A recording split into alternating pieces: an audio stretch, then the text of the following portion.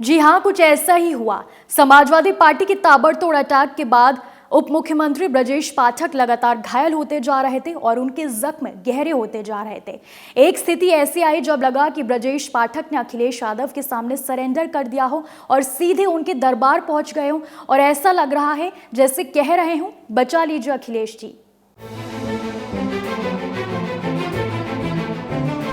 अखिलेश के सामने पहले जब ब्रजेश पाठक ने किया सरेंडर, अखिलेश ने जब किया माफ, तो योगी क्यों देने लगे धमकी। ब्रजेश के लिए जब योगी ने उठाई आवाज, तब पुराने रंग में लौट आए ब्रजेश। ब्रजेश पाठक ने अखिलेश को टैग करते हुए लिखा, अखिलेश जी, ये आपकी पार्टी की भाषा है, ये आपकी पार्टी का ऑफिशियल हैंडल है। किसी के दिवंगत माता पिता के लिए शब्दों का ये चयन है। लोकतंत्र में सहमति, असहमति, आरोप प्रत्यारोप सब चलते आए हैं और चलते रहेंगे, पर आप अपनी पार्टी को इस स्तर पर ले आएंगे। क्या आदरणीय डिंपल जी इस स्त्री विरोधी और पतित मानसिकता को स्वीकार करेंगी? सोचिएगा। अब डिंपल का नाम लेकर ब्रजेश पाठक ने अखिलेश यादव से गुहार लगाई, तो अखिलेश ने भी बड़ा दिल दिखाते हुए माफ करते हुए डिप्टी सीएम ब्रजेश पाठक को सीधी बात कह दी। अखिलेश ने लिखा, हमने यूपी के उप मुख्यमंत्री की टिप्पणी का संज्ञान लेते हुए पार्टी स्तर पर उन लोगों को समझाने की बात कही है जो समाजवादियों की डीएनए पर दी गई आपकी अति अशोभनीय टिप्पणी से आहत होकर अपना आपा खो बैठे। आइंदा ऐसा ना हो। हमने उनसे तो ये आश्वासन ले लिया है, लेकिन आपसे भी यही आशा है कि आप जिस तरह की बयानबाजी निरंतर करते आए हैं उस पर भी विराम लगेगा। आप जिस स्तर के बयान देते हैं वो भले आपको अपने व्यक्तिगत स्तर पर उचित लगते हों, लेकिन आपके पद की मर्यादा और शालीनता के पैमाने पर किसी भी तरह उचित नहीं ठहराए जा सकते हैं। एक स्वास्थ्य मंत्री के रूप में आपसे ये अपेक्षा तो है ही कि आप ये समझते होंगे कि किसी की व्यक्तिगत डीएनए पर भद्दी बात करना दरअसल किसी व्यक्ति नहीं, युगों युगों तक पीछे जाकर उसके मूल वंश और मूल उद्गम पर आरोप लगाना है।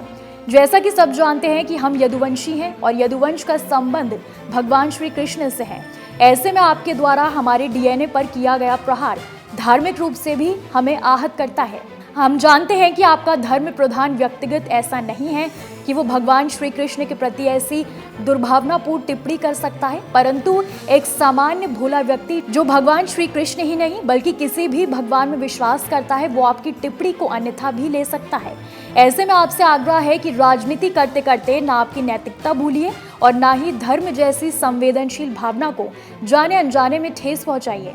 आशा है आप अपनी टिप्पणी के लिए अपने अंदर बैठे हुए उस अच्छे इंसान से क्षमा मांगेंगे जो पहले ऐसा ना था।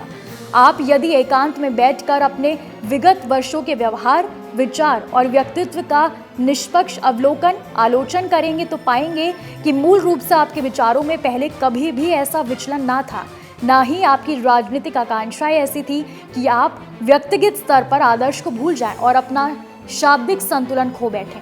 आशा है इस बात को यही खत्म समझा जाएगा और राजनीति की शुचिता को बचाए बनाए रखने के लिए आप नकारात्मक राजनीति की संगत से यथोचित दूरी बनाकर अपने विवेक और विचार को फिर से सही दिशा की ओर मोड़ेंगे। एक जनसेवक होने के नाते हम सबके पास जनसेवा के लिए वैसे भी समय हमेशा कम रहता है।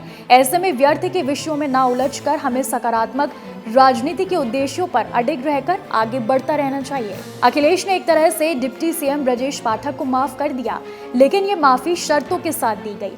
सीधी बात कही गई कि आप शब्दों की ईंट मत फेंकिए, हमारी ओर से भी शब्दों के पत्थर नहीं फेंके जाएंगे। लेकिन इसी दौरान सीएम योगी की एंट्री होती है। उन्होंने तो अखिलेश को सीधी धमकी दे दी और कहा, अगर समाजवादी पार्टी से किसी आदर्श आचरण की अपेक्षा करना व्यर्थ है, किंतु सभ्य समाज उनके अशोभनीय और अभद्र व्यक्तित्व को सहन नहीं कर सकता। समाजवादी पार्टी के शीर्ष नेतृत्व को चाहिए कि वो अपने सोशल मीडिया हैंडल्स की भली भांति समीक्षा करें और ये सुनिश्चित करें कि वहां प्रयुक्त भाषा मर्यादित, संयमित और गरिमापूर्ण हो। अब अखिलेश यादव ब्रजेश पाठक के सोशल मीडिया विवाद में योगी की एंट्री हुई है। मुख्यमंत्री को समझ में आ गया कि समाजवादी पार्टी मीडिया सेल प्रदेश में कानून व्यवस्था का माहौल बना रहा है, अभद्रता सहन न कर सकने की बात कही है, मर्यादा सुनिश्चित करने को बोला है। ये राय नहीं, चेतावनी है। लेकिन अखिलेश कहाँ खामोश रहने वाले। उन्होंने सीएम योगी को अपने मन की बात सीधे तौर पर कह दी। अखिलेश ने एक्स पर पोस्ट करते हुए लिखा, वो ही प्रवचन होता है असरदार, खुद से होती है जिसकी शुरुआत, साधुवाद। योगी और अखिलेश के बीच लड़ाई जारी थी, तभी फिर जिन्हें अखिलेश ने माफी दी उन्होंने फिर से एंट्री मार दी। फिर से अखिलेश को निशाने पर लेने लगे। ब्रजेश पाठक ने एक्स पर पोस्ट करते हुए लिखा, अखिलेश आपने मेरे सवाल के जवाब में अपनी टीम से लंबी चौड़ी थीसिस लिखवा दी और सोशल मीडिया पर पोस्ट भी कर दी, पर मेरी आपको सलाह है कि बच्चों से लिखवाई इस तरह की थीसिस को पोस्ट करने से पहले एक बार पढ़ जरूर लिया करें। उन्होंने ध्यान नहीं दिया होगा और आपने आदतन पढ़ा नहीं होगा। मैं तो आपसे आपकी पार्टी की डीएनए के बारे में पूछ रहा हूं अखिलेश जी। अगर निरुत्तर हो गए हो तो क्षमा मांग लीजिए और बात खत्म करिए। जवाब नहीं होने पर गलती मान लेना एक स्वस्थ परंपरा की निशानी है। बार बार गोल पोस्ट बदल कर समाजवादी पार्टी की डीएनए वाले मेरे सवाल से बचने की इस छटपटाहट में तो आप और भी एक्सपोज हुए जा रहे हैं। आखिर समाजवादी पार्टी के डीएनए वाले सवाल से इतने डरे से हमें क्यों हैं आप? क्या इसलिए कि इस मुद्दे पर बात होते ही आपकी समाजवादी पार्टी की डीएनए वाला दरवाजा किसी ऑटोमेटिक सेंसर से खुद ही खुल जाएगा? फिर एक एक कर आपके दौर के माफियाओं की तस्वीरें सामने आएंगी। फिर समाजवादी पार्टी की डीएनए में फलते फूलते आए अतीक और मुख्तार जैसे माफियाओं की छाया उभरने लगेंगी। फिर मुजफ्फरनगर का दंगा फन फुफकारते हुए आस्तीन से बाहर निकल आएगा। फिर राम मंदिर की कार सेवा में हिंदुओं पर चली गोलियों की तड़तड़ाहट की यादें प्रदेश को सन्न कर देंगी। फिर कोई अतीक अपनी कब्र से निकलकर ये दावा करने लगेगा कि वो आपके और आपके पिता के बीच सुलह सफाई करवाएगा। फिर गोमती रिवर फ्रंट से करप्शन की बजबजाती गंदगी की बास आने लगेगी और फिर खनन घोटाले की फाइलें अलमारियों से निकलकर घर घर के चक्कर लगाने लगेंगी। आपको मैं समाजवादी पार्टी के इन डीएनए की कितनी याद दिलवाऊं? आप कहेंगे तो मैं इस पर एक थीसिस लिखवा कर आपके घर भिजवा दूंगा। उसे प्रिंट करवा कर अपने पास रखिएगा और समय समय पर पढ़ते रहिएगा।